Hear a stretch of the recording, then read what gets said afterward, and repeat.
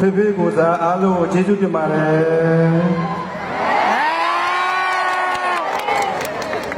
တယ်လေ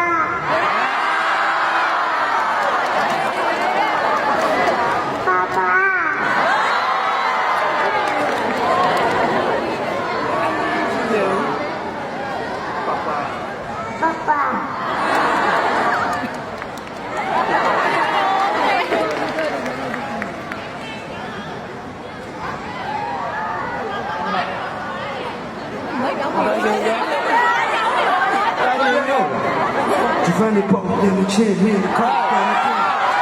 ကြိုင်လို့ငါစောင့်ကန်ရှင်းအဲ့ဒါပြုတ်ကြတာခွေးကြနောက်ပြိုင်နေ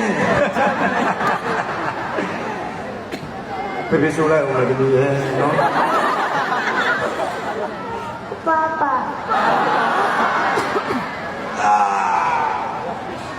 ဖလိုင်းတယ်လို့လား